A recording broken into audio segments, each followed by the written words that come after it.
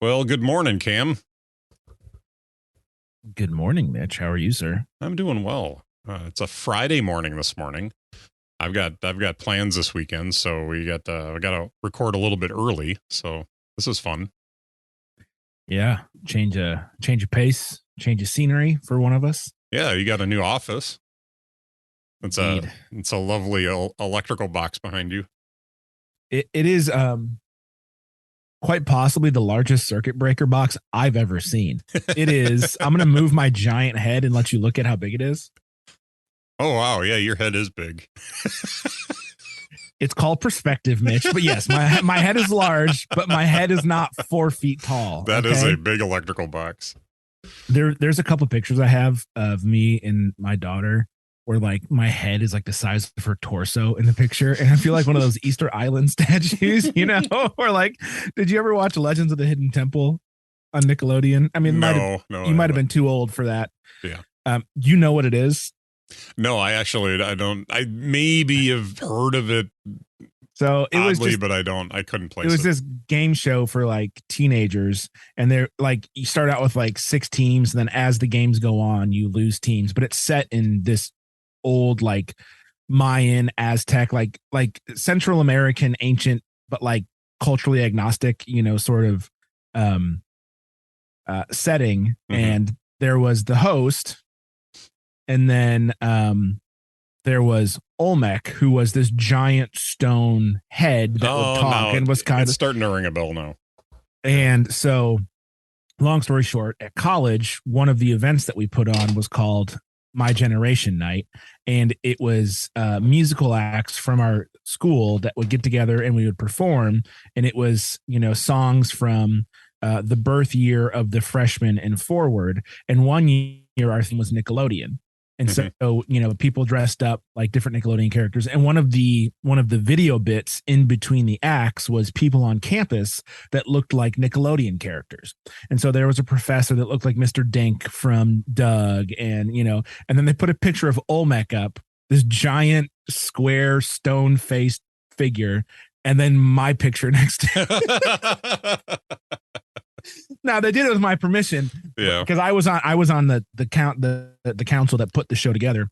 But I come by my large head honestly. I'll just say that. We love you, Cam, and your big head. Yeah. When I go bald, it's gonna be bad because it's very. I'm gonna look like a white SpongeBob. That's what's gonna happen. I'm gonna walk around like, yeah. Anyways, so that's how I am. Oh, good stuff. All right. No, I'm doing well. We got the conference this weekend at the church, and it's a biblical counseling conference. So I'm super jazzed for that because it's right in my wheelhouse.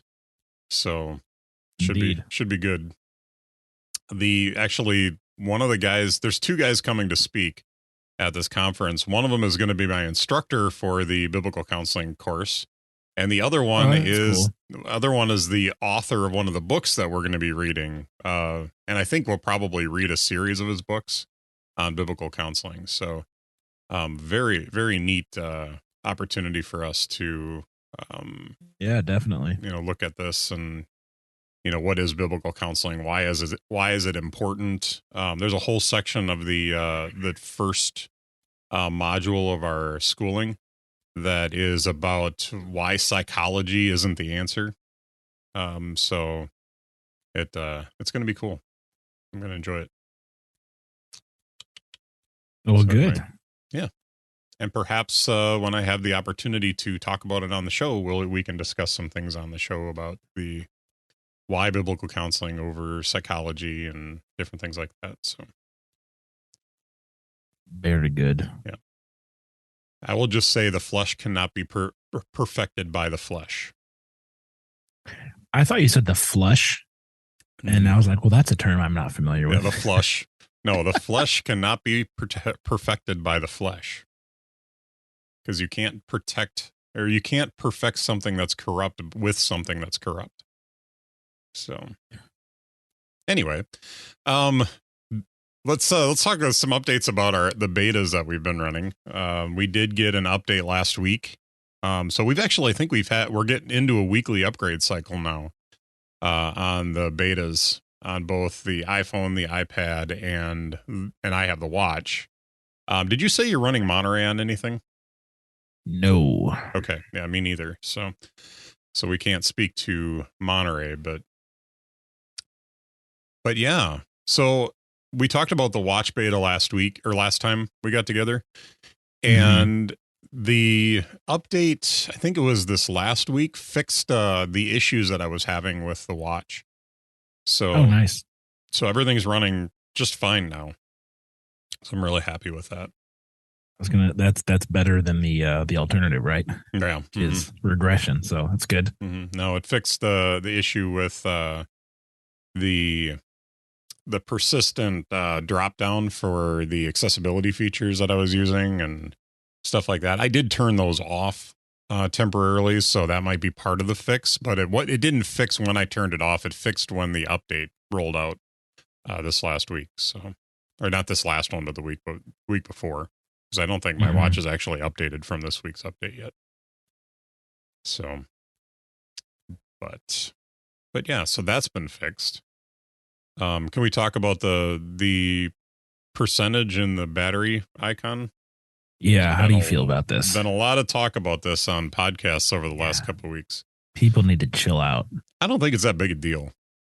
No, I like it. Yeah. If there was one change that I would like to see, I do kind of agree with some of these people that are saying that the battery itself doesn't show progress. It's just the number. I think you could do the battery icon where as the battery is draining, it's going from white to like the transparent background or black, and then just change the number behind it or the numbers that's sitting on top of it, like a blend, as it's going over. But that's the only change that I would be curious to see them do. Here's what I got to say to people that are complaining about that. If you want to see the progress of the battery go down, use the progress of the battery mode. Don't use the number mode. Yeah, just turn off the percentage. I don't understand, because I personally don't think there's a good way to show progress and numbers at the same time in an icon that small, because your numbers would be different colors, or like, if you're like at like 82%, your 2 is going to be like a third black and a 2/3 white. Like, there's not a clean way to do it in something that small. Yeah. If it were bigger, then you could just, plant the number in whichever side is, colored or blank is bigger. You know what I mean? And it would still look funny because it would be off centered. But if you want to see progress, use that one. If you want to see the number, use the number. So calm down. It's just a battery icon. Yeah. So there's a couple things to unpack here too. Number one, I'm using the Pro Max. You've got the Pro, right? Mm-hmm. And so theoretically, I would assume that my battery icon's a little bit bigger than yours. Yeah, but I mean, I wouldn't. It's not like an inch bigger. No. But as I'm looking at it right now, if the progress was running through the battery, and let's say it was at 50%, and the 5 was black on white, and the 0 was white on black, like would totally be readable on my phone. Yeah, but it's when you're mid number, right? Like when you're like at 78%, you're going to be somewhere in that 8. No, I don't have a problem with the way it is now. I just, as far as looking at, like, is there a way to improve this to make it look better? And I'm assuming that they tried this and just decided they didn't like the way it looked. So, I'm good with that. Yep. But, and then the oddest comment I heard came from Casey Liss I don't know if it was this last week or the week before, but he's like, yeah, it just causes too much stress. He's like, I can't see that number, because once that number ticks down below like 80 or 90%, he feels anxiety about it. So it's like, just turn it off then. And we all have the choice to make. How is that different than seeing the bar go down? I don't know. People are weird. Yeah, I guess this sort of highlights one thing about Apple fanboys and girls that annoys me, is how much they love Apple and how much they love to complain about Apple. Yeah. And I've heard the argument on multiple podcasts. We criticize because we love, and like, to a certain extent, it's a battery icon. The Yeah. amount of people that I've seen just like, oh, this is the worst design decision Apple's ever made. I can't believe this made it. It's like, it's a battery icon and it's an option. Yeah. You have to turn it on. You have to opt in. So don't opt in and stop being a you know what about it. Like, it highlights this subculture in specifically, Apple centric podcasts and forums on like, Discord or Reddit or whatever, where it's just like, let's just crap on everything they do that isn't perfect. Yeah. And I don't understand it. It's dumb. All right. So let me give you, I just thought of this, and this might not hold up super well, but it is one argument for the Apple community being a little bit pickier than, say, the Windows community is. If you're on Windows, you can probably download something that'll change whatever it is that you've got an issue with. Where with Apple, or you just buy something else, that's not Apple, or that is a Windows machine that you don't like. You've got lots of options. You've got lots of, and Android's the same way. You've got a lot of customizability that you can do. You have access to like rooting the phones, stuff like that. So you can, if you really hate it that much, you can do something about it. With Apple, you can't really do much about it if you don't like something that they're doing, because really jailbreaking the phones isn't really worth it anymore in my estimation. And it's harder now than it used to be. So to me, like, it's just not a thing. You're stuck with whatever whatever decisions Apple makes. So, if you don't like the decision, you complain about the things that you love, because you care so passionately about them, and you don't like it when things change in a way that you don't like. But at in the same breath, like, there isn't always a lot you can do about it. So in this case, you have a choice between a progress bar or a percentage. Mm-hmm. And I think some people I've heard want some kind of hybrid approach to that. But like I said, Apple probably tried that. It probably looked terrible. And, Yep.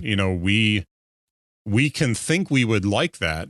But if they gave us the option to do a hybrid mode on that, we might hate it too, and nobody would use it. So there's a little bit of trust we got to put in the engineers at Apple that they know what they're doing, and the designers. Right. I agree with that. And there's gradations to this, right? When people were pissed and complaining about that crappy keyboard, mm-hmm. that was justified because you have to have a keyboard. Mm-hmm. And if it doesn't work or is unreliable or breaks easily, that's a legit thing to criticize and be upset about. And it's not that sort.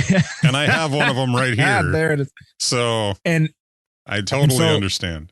What I want you and listeners to understand is I'm not saying that all criticism of Apple products by fanboys and girls is unfounded. What I'm saying is that there's a trend to take that from legitimate issues like the keyboard, mm-hmm. or like when they forgot about the Mac for 5 years, right? Yeah. Compared to something that you have to opt into to even see. And it's the same level of viciousness almost. Just don't use it, Mm-hmm. And so that's more of where I'm at. Like, I agree, if we love things and we want them to be the best that they can be, but it's not out of our control, we may take to the forums or to podcasts or to comments, to be like, hey, Apple, come on, remember the Mac, fix the keyboard, but there's got to be some maturity and some balance in that when they change a battery icon, or like when they change the widgets and people lost their minds because they weren't and I would, I want interactive ones, but these are better than the old widgets. And this is all iterative, right? So like, everyone calm down, mm-hmm. chill pill. And if you want full customization, go to the other side, get an Android, get a Windows PC. You have options. No one's forcing you to use Apple products. And if you want your cake and eat it too, then invent a new platform Mm-hmm. because you only have so many options. And we already know how Apple's going to choose to run theirs. Man, Yeah. I'm excited today. Yeah. Yeah. It's Friday. It's finally Friday. Are you not working today? I am. Yeah. I started early so I could do this. Oh, right on. Yeah. I started an hour early so I could do this and then, still get my time in, be a good boy. Right on. So there is a small subject. Hopefully it's going to be a small subject. Maybe it'll end up being a big subject. That has been on my mind this last week. So my pastor and I kind of go back and forth on Windows and PC. And this last week, he makes the comment to me that he can't wait to replace the iMac that's in our sound booth so that people can use a normal computer.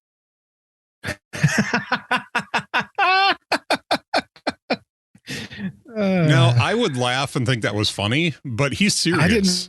I know, and that seems a bit passive aggressive, sir. Uh-huh. Oh, yeah, no, I totally took it that way too, and he and I didn't talk much after that. But here's what I'm trying to get at.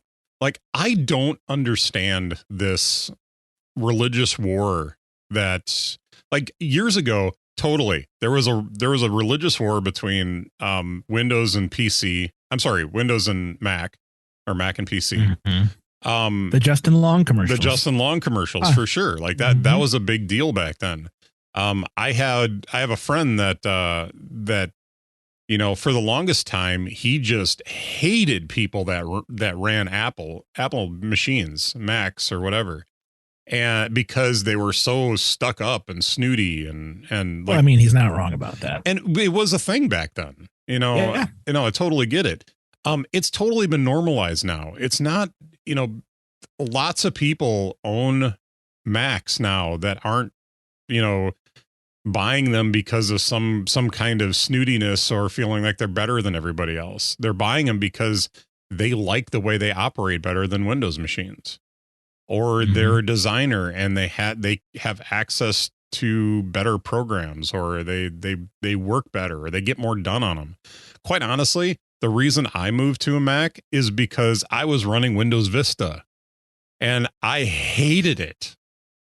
I'm sorry, 6 months in, I lost all audio on my machine. I couldn't play music on my machine. I couldn't record anything into the machine.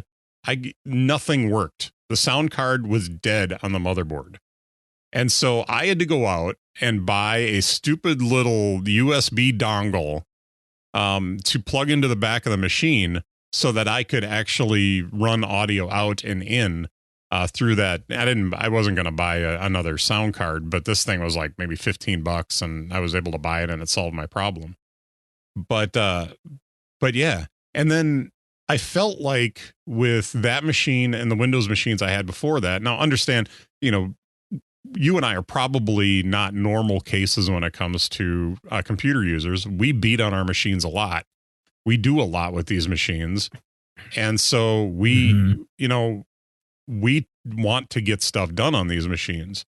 And when I would run a Windows machine and I would spend what felt like more time fixing the machines, fixing issues, figuring out what that stupid DLL error was that I kept coming up every time I rebooted the machine, and trying to fix all these issues that I was having with it, and coming to the conclusion at some points that, I guess that machine just doesn't do that anymore. I decided that, I don't have much to lose switching to Windows or to Mac. And when I switched over to Mac, oh my gosh, I can get my work done now. Like, the machine doesn't get in my way. And it was so refreshing. Now I understand that Windows has gotten better, and then solved some of those issues and is not so bad. But when you go to school for IT, you don't spend a whole lot of time on Mac, but you spend a ton of time on Windows. And part of that is because, the people that you're supporting typically run a lot of Windows machines.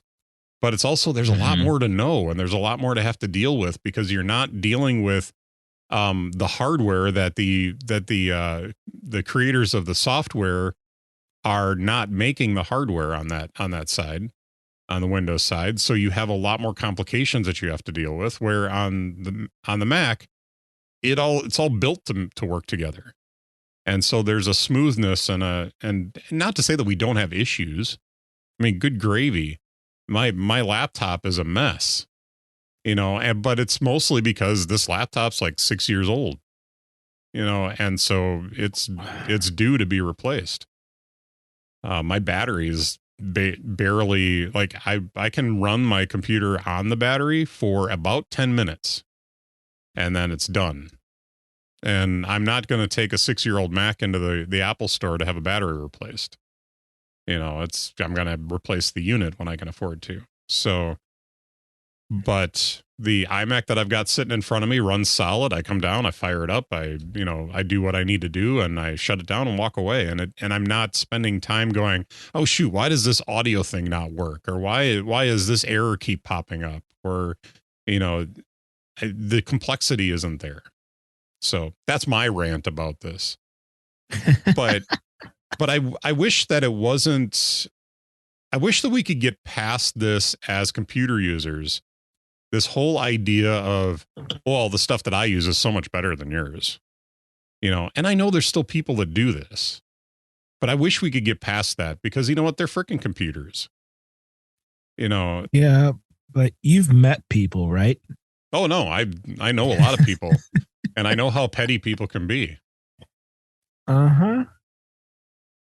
But yeah, add it to the list, man.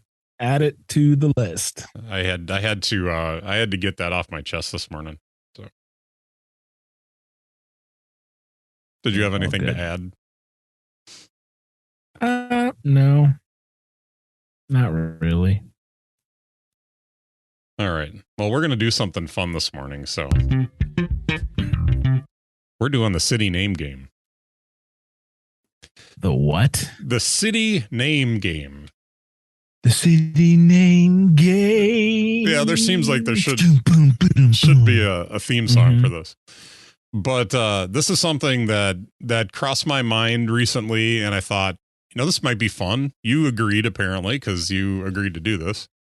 So how many city names did you come up with? I have 12, but we don't have to do all of them. Okay. If you have fewer. I have 10. But so okay. So I can do 10 then. I grew up in Wisconsin, and you grew up in Michigan. And yes. So plenty of fun northern names. Yep. So a lot of the names in Wisconsin, and not all of them on the list are this way, but a lot of the names in Wisconsin come from French origin, or they come from Native American origin. So the Native American origin ones are the fun ones. So I have quite a few of those on the list. So this is going to be fun today. But I think there's one in here that should be relatively easy. If you know any Wisconsin towns, and a couple of them are big enough cities that I would assume you've probably heard of them before. There's one in here that I think I probably said the name on the air before, but there's a couple of them in here. There's one in particular that I'm saving for last that I don't know how you're going to figure out how to pronounce this name, because this is going to be a lot of fun. So we're going to go through this list. We're going to quiz each other. We got to figure out how we're going to show the list of names to the other person. Do we want to try to put them in the show doc, or do we want to text them to each other? What do you want to do? I think it'd be better to type them in the show doc. Okay. But like as we go through, so you don't have we're time not gonna to spy. No, I'm totally not going to let's see. I'm going to add a table to this show doc. This is going to make for really good radio. So hold on here. Currently, Mitch is in our numbers document adding a new table so that we can type our names of our fun cities in. So we will have, I'm going to give this one more. I'm going to make this Mitch and Cam. And then we'll go down the list. Which two? Okay. You see it in there, right? Yep.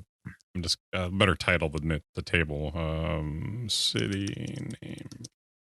City name game. All right. Cities have names, and we're playing a game. It's the city name game.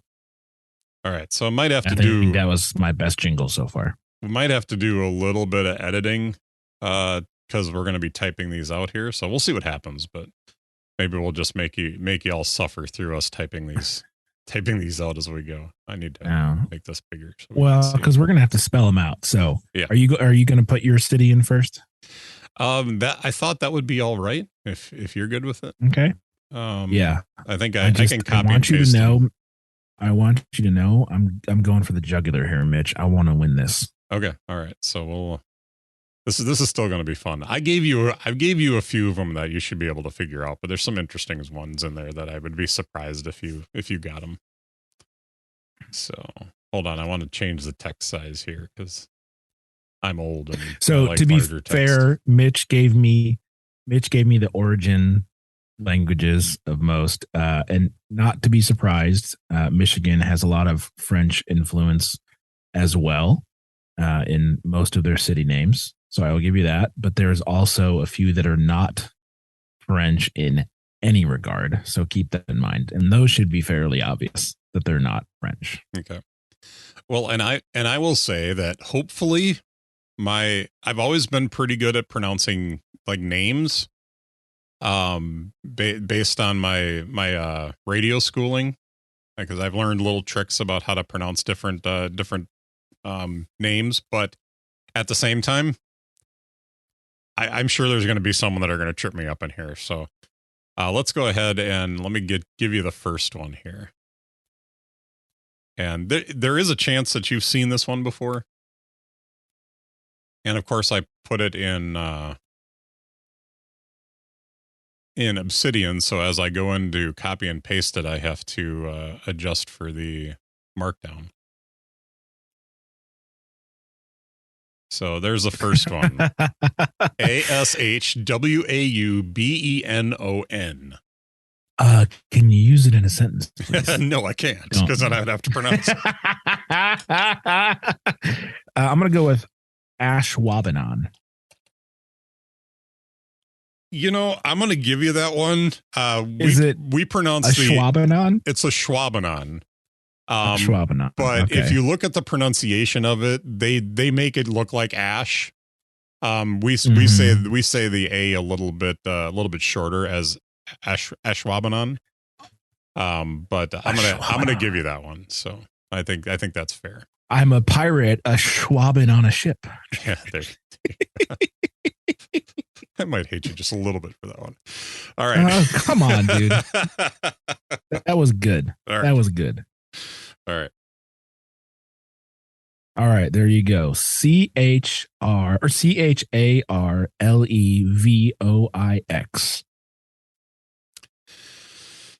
All right. So I definitely see the French influence in this one. So I'm going to say that last part of the word is definitely pronounced vo. It is not voix as it looks. So we're going to go with that. Now it's really the first part is it a harder ch sound or is it a sh sound? So I would go with Charlevoix. Oh man, you're close. Yep. Charlevoix. Charlevoix? Okay. Yeah. Charlevoix. All right. I wouldn't give that to me. So we'll go give that a big red stamp. Good old Charlevoix, Michigan. It's up here in the northern part. Okay. Right on. I hope you don't have Traverse, Michigan in there. No, it's not on the list. That's too easy. Yeah. So this one I think is the easy one on the list, but it could trip you up if you haven't heard the name pronounced before. So it's BARABOO. And this says actually, it's just a little ways from here. So say it again. Baraboo, Wisconsin. Yes, it is Baraboo. That's a fun one. Yeah.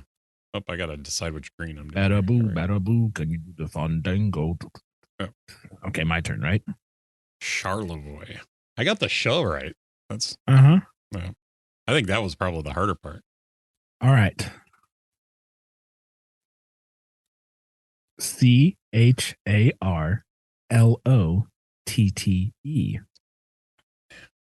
Of course, the first thing you think is Charlotte, but I'm figuring because this is on the list, it's not pronounced Charlotte. So this is the thing, Mitch. Am I using reverse psychology? Am I trying to mess with you by giving you something that seems too easy? I don't know. You've got to figure it out. I'm gonna go with Charlotte. Dang it! Did I get it? Yeah. That second part of the word is a little bit shorter, so it's not a full Charlotte. Charlotte. Charlotte. Man, impressive. Well done. All right. This one's got a lot of stuff in it that could trip you up. So this is one that any Wisconsinite knows this name. So I'm interested to see if you can pronounce this. The spelling on it is Boscobel. There's a lot of ways to go with this one. Oh, there is, definitely. Those O's are tricky.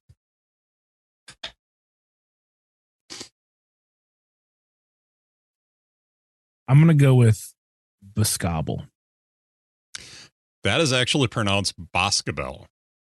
Ah, I had the emphasis on the wrong syllable. Oh, wow. You didn't buzz yourself on Charlevoix. That's true. Because it's more fun when I buzz you. Oh, yeah, that's true. Say it one more time. Boscobel. Boscobel. Mm-hmm. Yeah, there's a lot of ways to go with that one. Mm-hmm. Well, that's a good choice, Mitch. No, those O's are tricky. That's for sure.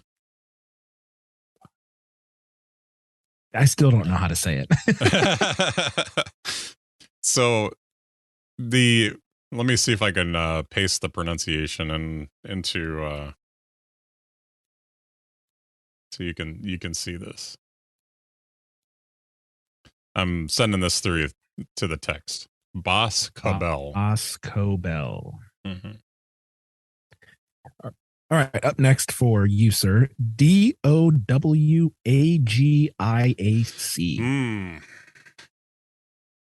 So the first thing is to figure out how the syllables are split up here, and I'm thinking that it's a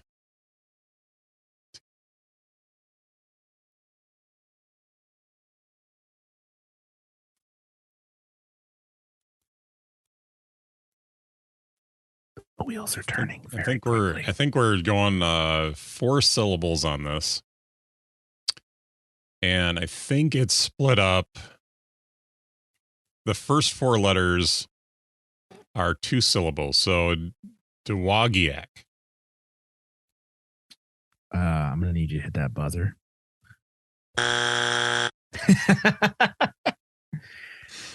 To be fair, that's how I thought this town was pronounced until I did my research. Yeah. I drive by it. Anytime I go back to my parents' house, I drive right by it. It's pronounced Dowagiac. Dowagiac. Okay. 3 syllables. Yeah, that GIAC at the end there is the tough part. Yeah, Dowagiac. I always pronounced it phonetically Dowagiac, but it's Dowagiac. 3 syllables. Dowagiac. Yep. All right. Next one. I think you should get this one. But for people who are not familiar with Midwest town names, this is a tough one. So I will throw this one in there. Oh, yes, I know. It's Eau Claire. Eau Claire, yep. Is the French? Yeah, the tricky bit is that it's EAU space CLAIRE. So you have to know that Eau Claire. Mm-hmm. Yeah. Well, to be fair, hold on. I want to be fair. There you go. Oh, thanks.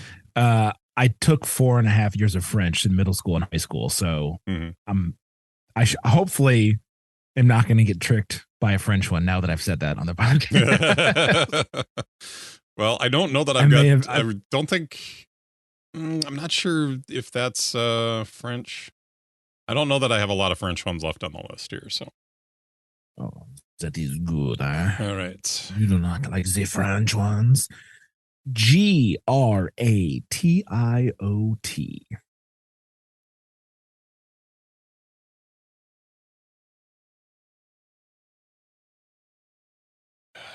That's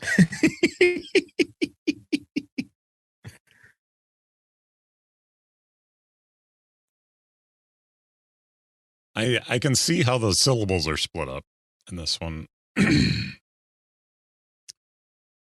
Presumably. So I'm gonna say gratiot or gratiot. Incorrect. Uh, You ready for some butchered French here? go ahead. Gratiot. Gratiot. Oh, that's part of that word. That's right. Gratiot, Michigan. Yeah, it's just absolutely butchered French. Yeah. Is what that is. All right. This one So is for those not keeping score at home, I have right. 3, which has 1. Correct. But hey, there's 6 more to go. So this could turn quickly. I feel like Mitch is backloading his. He's setting up me for a false sense of security, and he's going to come nail me with like a 8-syllable Native American town. Oh no, the last one is definitely one you're not going to get. So, oh, challenge accepted. So this is a 4-letter word. It's IOLA. Okay, so we've got a couple options here. Eola, Iola, Iola,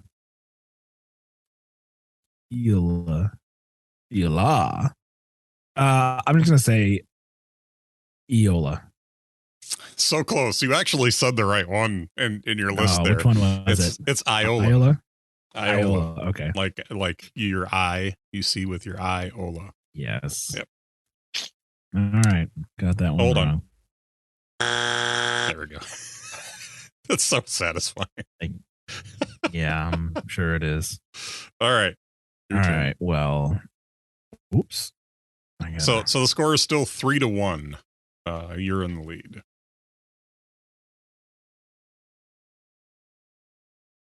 So you've pulled out some good ones here. HAMTRAMCK.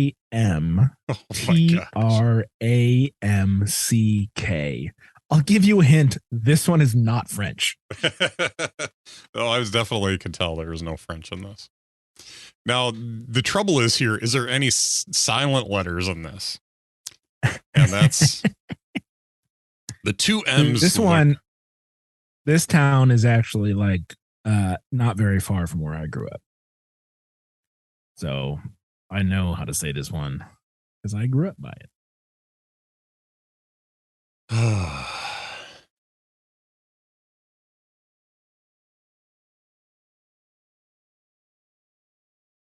I'm going to go with Hamtramck. Say that one more time. Hamtramck. Is it Hamtramck? So no, it's Hamtramck. Hamtramck. There's an invisible I after the before the C. Hamtramck. No, see, I kind of got that. I was the mech on the end was not really throwing me. It was the 2 A's, and I think I actually pronounced them differently. Where I should have went with Hamtram instead of Hamtram. Yeah. So. You said Hamtramck. Hamtramck. You can get some really good Hamtramck first, and then you kind of were like, oh, and I was like, Hamtramck? I was like, so I just went the wrong way with it. I should have won Hamtramck. So yeah, you can get some really good punchkis there. I feel like I should have done more research and found some worse ones than I did. Well, but to be fair, would you have guessed that I was going to do Michigan cities and not Illinois ones? This is true. I'm talking about Wisconsin names that I should have come up with that were better. Yeah, but anyway. All right. The word there, the name is a Kaukana. All these vowels, man. Mm-hmm. We love our vowels on our city names here. So the question is the U, how hard is that? Is it cow or caw, co?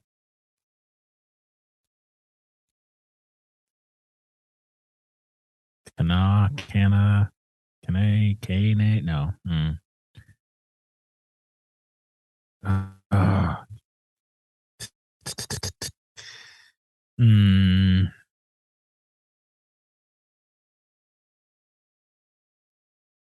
I should totally have the Jeopardy theme queued up.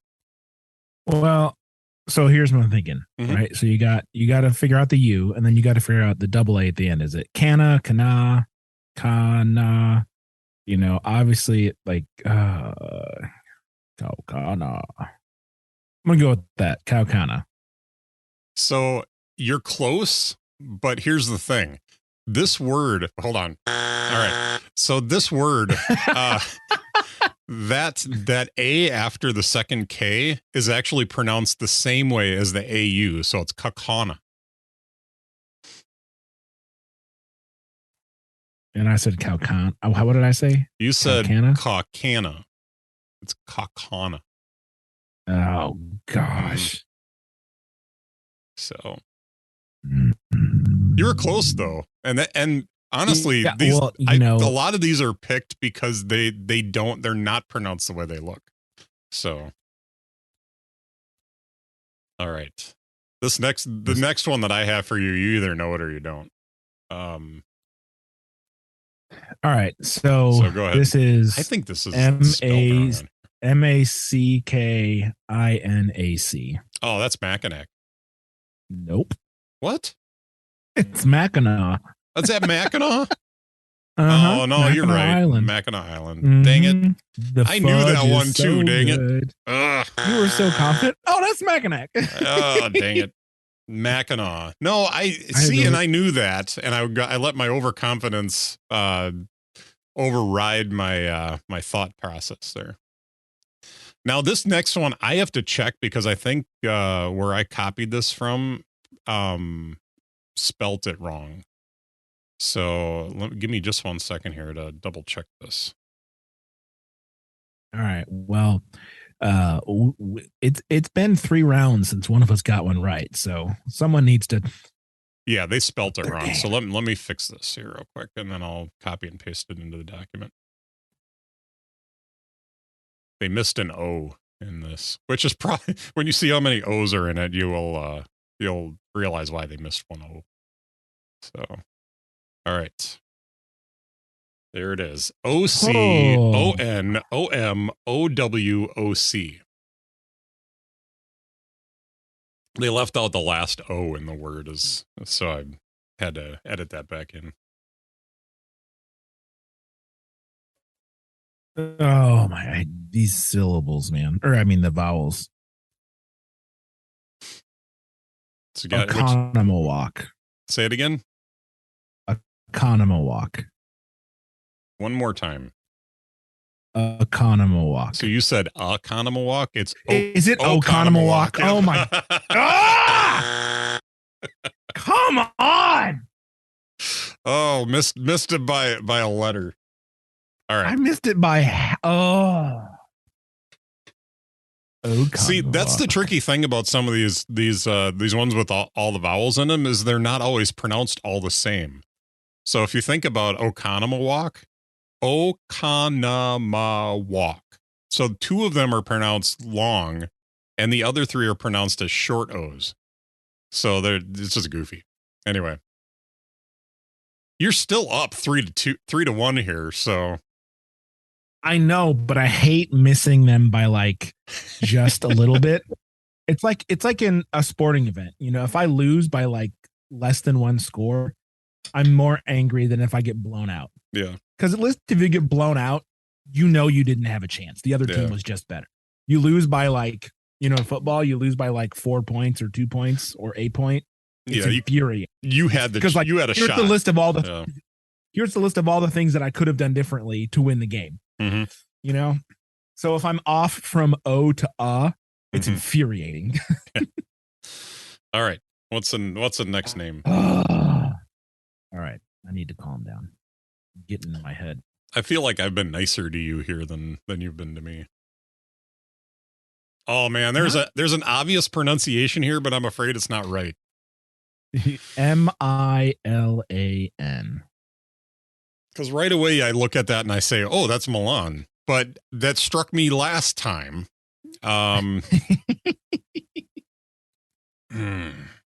But then, is that the game you're playing? His head. Mm-hmm.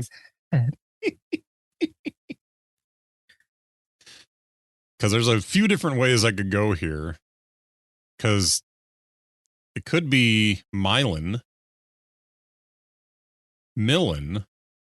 It could be Milan. There could be extra letters in there that aren't there, so you never know there either. We've already established that's an entire possibility. Yes.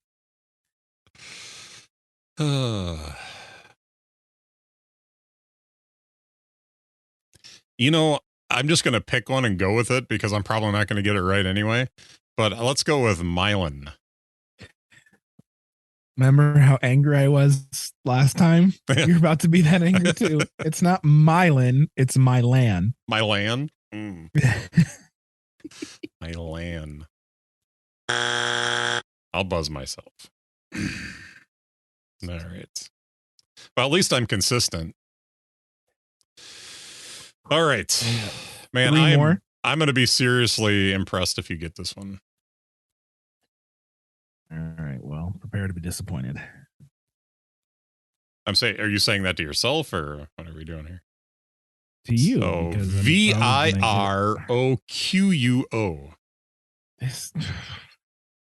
This sounds like a medication. Mm-hmm.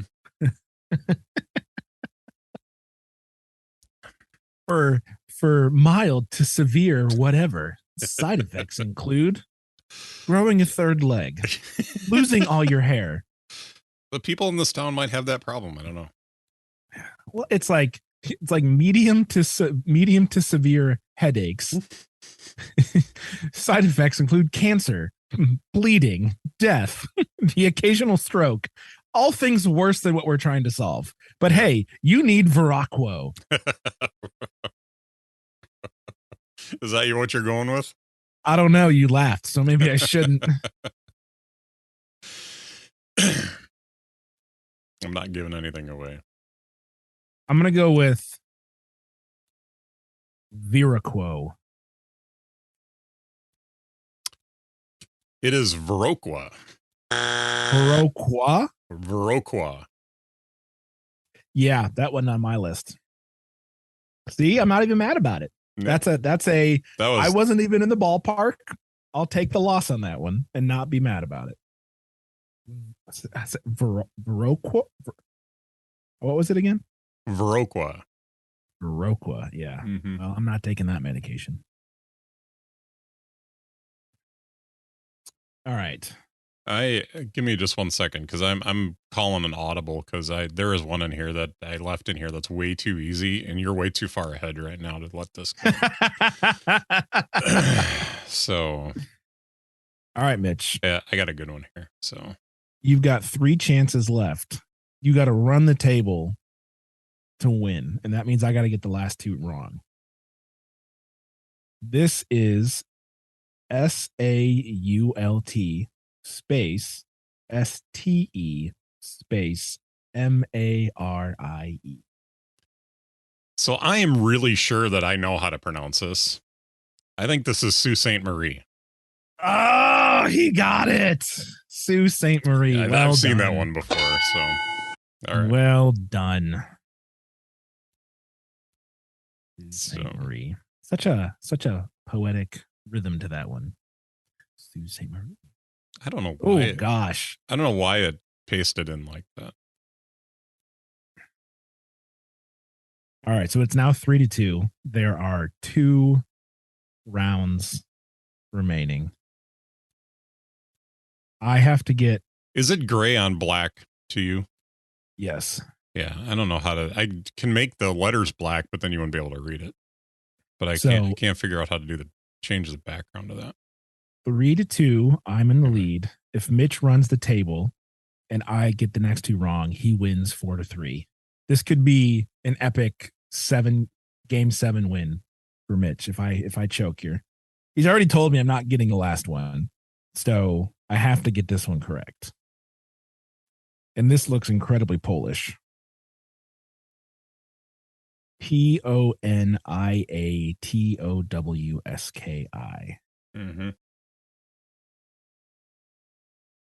And I have to admit, I'm not sure I can pronounce this. Well, then I don't think it's allowed in the game. I think you're wrong. Well, if you can't pronounce it, how are you going to tell me if it's right or not? Because I have the pronunciation in front of me, so I definitely know if you're wrong.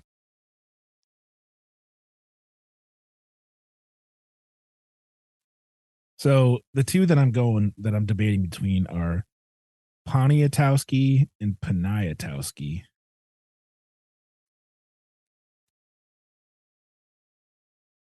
Although it's Polish, so there could be a whole sounds in here that aren't written.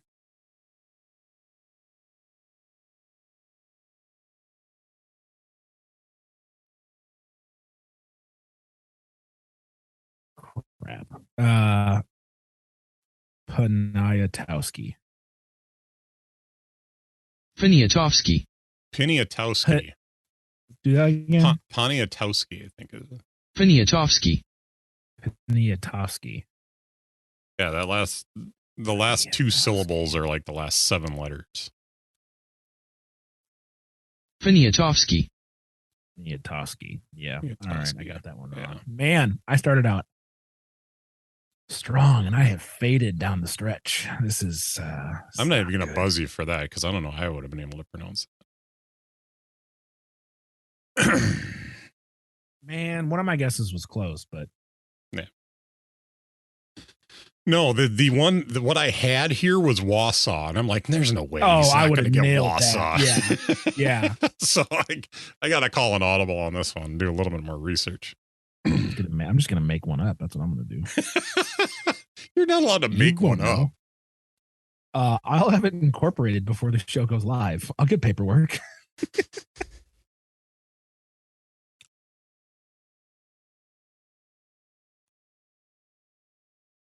All right, Mitch.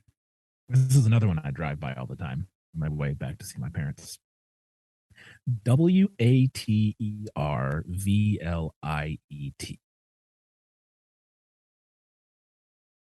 It looks like Watervliet.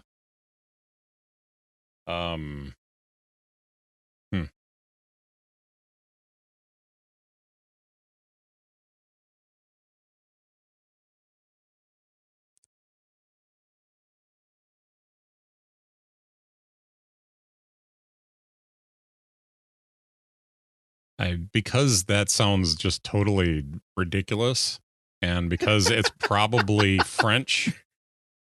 Oh, it's definitely French. I'm guessing that last T is not pronounced hard, or it's silent altogether.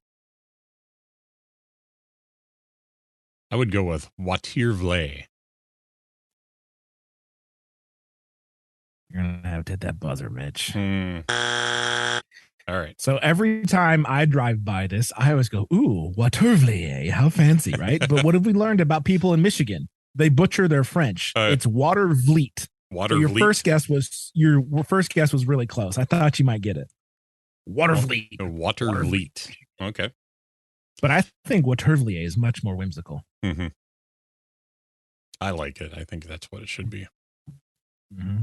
Sounds very fancy. All right. Time to copy and paste one. Oh, Lord. I'm going to be surprised if you even come close to this one. So you ready? It's 3-2. It's 3-2. Last round. So if I get this wrong and Mitch gets his right, we tie. If I get this right, I win. Yep. Game is on the line. You don't even have to get this one right, just as long as I get the next one wrong. Right, but I'm saying I can cement it here. Like I can. It's 3-2 right now, and we've got one left each. Okay. So this is WEYAUWEGA.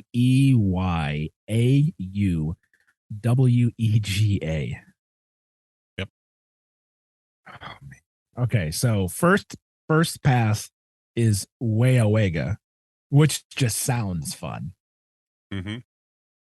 But it could be Wega, could be the end. It could be Weawega, Weawega, Weawega. Oh my gosh, this is you in the Native Americans and their blessed use of vowels. I don't know. I think I've already said it because Mitch is trying to hide a smile. Either that or I'm so far off he's trying not to laugh. I can't tell.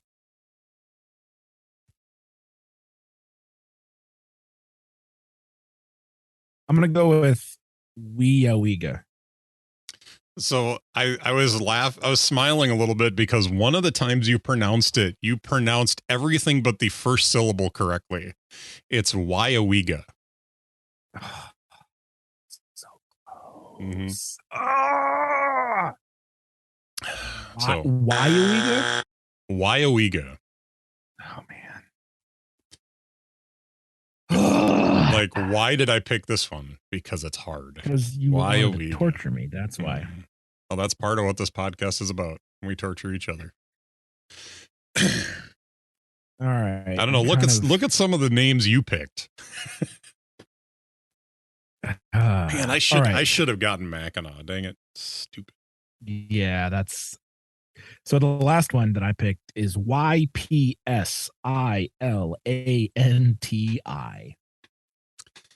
Well, I'm either going to get it or I'm not. So I'm just going to shoot for it because I know yes. because I know what's. So the first part of that word reminds me of a Greek letter epsilon. And so what I'm tempted to say is ypsilante. So I'm going to go with ypsilante. Say it one more time. Ypsilante. It's Ypsilanti. Ypsilanti. Ypsilanti. That was close. You were very close. Very when you close. said Ypsilon, I was like, oh no, I forgot he knew Greek. Ypsilanti. Ypsilanti. And it's right next to Ann Arbor, Ann Arbor is where University of Michigan is. Ypsilanti is right next door, and that's where Eastern Michigan University is. All right. And it made me chuckle because there was one time they were doing a Mike Tirico, who's from Detroit, was doing a Michigan game on ESPN. And he's like, from Ann Arbor to Ypsilanti and everywhere in between, folks in Michigan are ready for the game. And I'm like, I get the whole like A to Y thing, but and everyone from Michigan knows, they're border towns. So it was like he was playing the alphabet game, knowing full well that the cities literally are right next to each other. Yeah. It made me chuckle. Yeah. I was like, what a broadcaster move. Mm-hmm. All right, folks. That's the city name game. Congratulations, man. I should have done a little bit more research and come up with some harder ones. Yeah, because the ones that you gave me were so easy. Yeah. Well, Baraboo and Eau Claire. I was really just hoping that I'd trip you up with some of the French, and I could hear somebody saying Baraboo, and actually I think I heard it pronounced that way on a TV show just recently. They were pronouncing it incorrectly, but it's hard. Let's be honest. I won 3-2, but I missed 7 and you missed. This was more of a war of attrition or a moral victory than an actual one. We both stunk it up. And quite honestly, if I would have taken a couple of minutes to look at Mackinac, I would have come up with the correct pronunciation of that. But you jumped that one. I was fast. way too certain that I knew, and that was one of those little. I should have had a little bit more humility and taken my time with that a little bit more. All right. Well, it was a close fought battle. That was much like watching the Lions play Thanksgiving football. Yep. And it was something. I was the Lions this time. So I think we both were, frankly. So no, this turned out the way that I wanted it to. It was, a lot of mispronunciations. Weyawega. Come on. Wyawega. See, I can't even get it right still. You got to think, why did they name this town this way? Wyawega. So anyway, that was fun.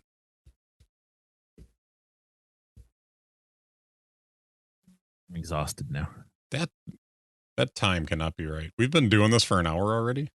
Good gravy. Mm-hmm. All right.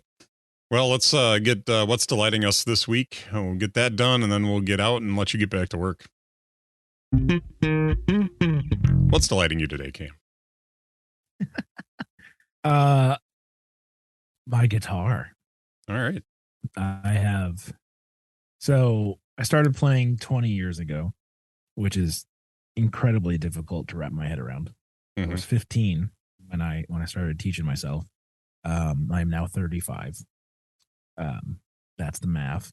And I used to play all the time and was actually fairly decent. Might even say above average. When I was playing every day, and just practicing and practicing and practicing and practicing. But as the saying goes, if you don't use it, you lose it. And I got to the point where I was just focusing on other things, not really playing guitar at church, playing bass instead, because that's where we need people. And so was focused on that, other things, and just really haven't been playing my guitar a whole lot.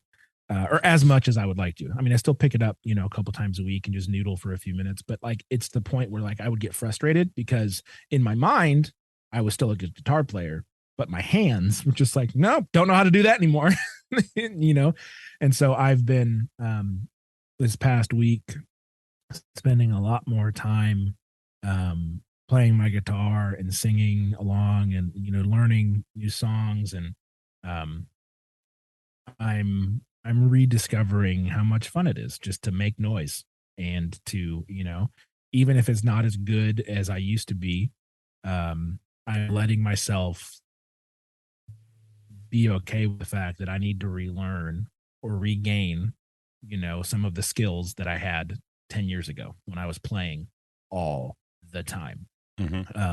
Mainly like improvisational stuff. Like if I had to solo right now, it would sound like someone who hasn't done it in 10 years, i.e. real bad.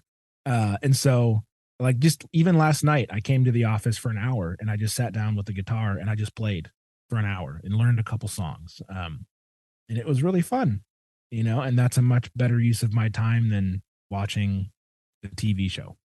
Not that I don't watch TV, I do, but, guitar is something that captivated me when I was a teenager.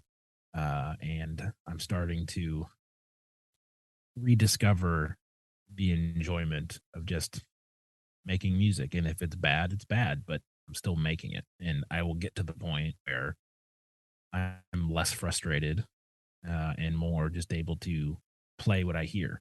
And I'm excited to get to that point. I know it's going to take time, but I've been there before, so I know I can get back. So it's just, it is something that I am rediscovering a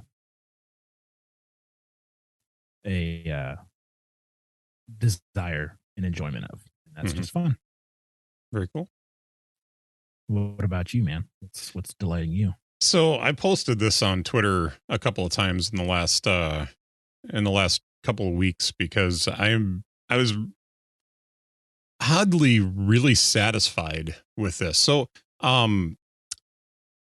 I think as we get older, like we grew up with a lot of different kinds of music, and there's certain albums that kind of really hit us in that sweet spot that it's really enjoyable to listen to. And when I was in Hanson's first album, for example. Okay, if we're gonna go that route, I got to tell a story. So when when I was in college. My second semester at North Central University, I had a roommate who was a DJ, and he had his DJ equipment set up in our room. We had a fairly large room for the four of us guys, and he had his DJ equipment set up on one side of the room.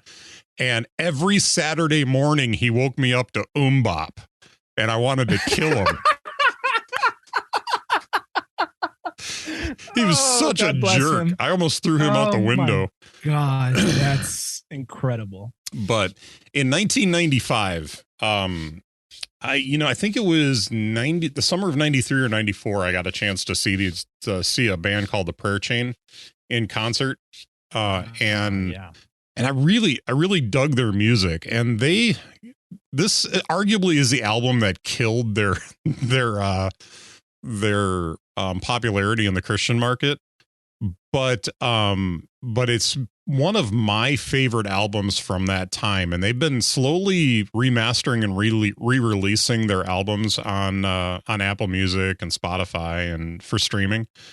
And they finally released Mercury, which is they touted it as a concept album at the time. And what I would say, I don't know if I would agree with that necessarily. It is very different from the stuff that they did on their first two albums, where it was more like the kind of like aggro rock alternative. I'm not really sure how to define their music. It was definitely in the little bit heavier but yet still alternative area. But this album, they went more psychedelic on.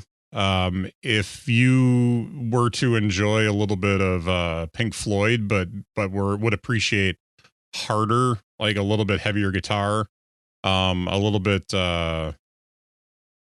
more distortion, more feedback in the music, that sort of stuff. It was very much, they painted this very abstract landscape for their music, and I really enjoyed this album. But like I said, it's kind of the album that killed them as a band in the Christian market, partly because, number one, the music was so weird. It was so odd for what was available at the time that I think it just, like, people just didn't appreciate it for what it was. But secondly, there was all this controversy around track 9 on the album called Bendy Line. That was basically the Song of Solomon of the album. It was talking about the love that he had for his wife, and his appreciation, and there's a section of the song that isn't explicit, but it kind of does what Song of Solomon does to explain, like, how he appreciates her skin and her this and that. And it's just it. And when the controversy came out, there was an interview with the lead singer, Tim Tabar of the Prayer Chain. And he explained that, as Christians, we shouldn't be afraid to talk about sex. We shouldn't be afraid to talk about that, because the more we forbid that, the more, like, it has mental effects on us. And I can't sit here and honestly say that it didn't affect me at times in my life either. This idea of, oh, it's evil, it's wrong, you can't do this. I think that's a big disservice that we do to our teenagers, but, in the right context, it has, is where it can be done. And that's what we're not teaching kids. We're teaching kids how evil it is, but we're not teaching kids that there is, a legitimate place for it. But anyway, so getting back to the album, it's the type of music that just kind of, like, massages parts of my soul that need massaging. It's just good. So what's delighting me right now is the re-release of the Prayer Chain's album Mercury, and it is available on Apple Music. It's available on Spotify, on Amazon Music now for streaming. So if you enjoy that kind of music, I can play a little bit of it for you if you'd like. Let's see, probably, what happened here? Probably Sky High is probably my favorite. It's really got that kind of, I don't know, it's got a little bit of a psychedelic feel at times.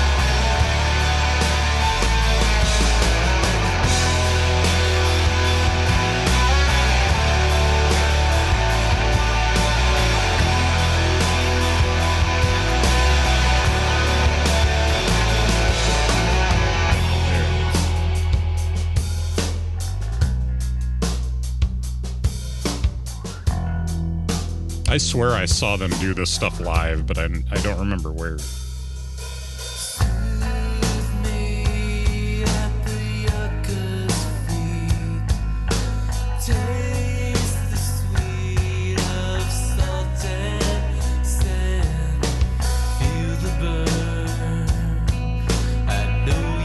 So that kind of gives you a good feel for what the album kind of sounds like.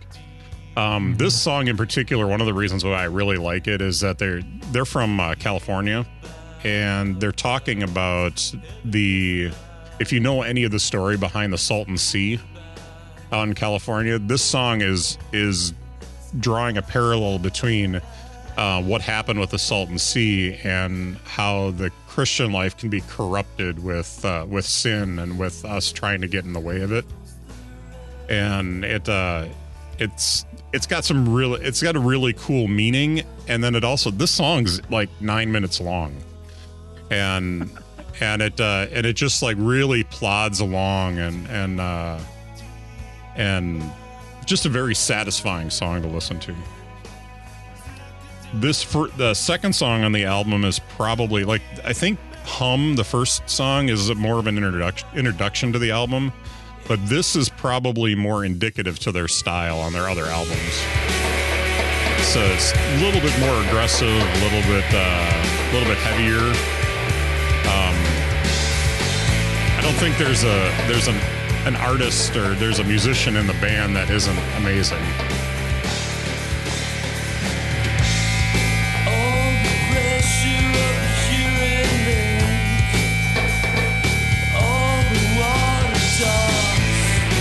So if you like that, their album Shawl is really good for that. So, but it's good stuff. I really enjoy that album, and to have them re-release that so that I can listen to it on streaming was very, very pleased me a lot. I got a chance to really listen through the album, and I'll tell you, I'm not usually like an album listener.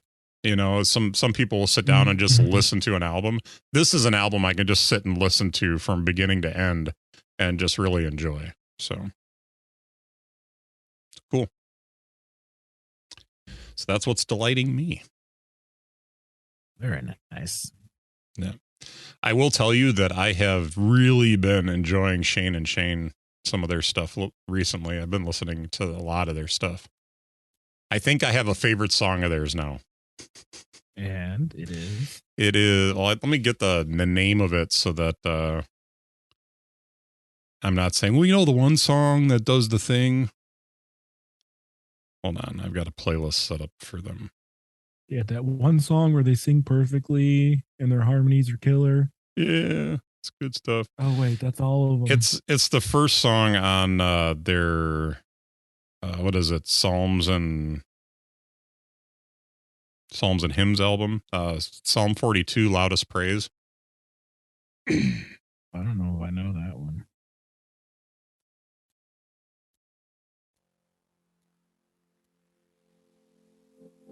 As the deep You haven't heard this one before? for the water, so my soul pants for you. I just love the feel of the song.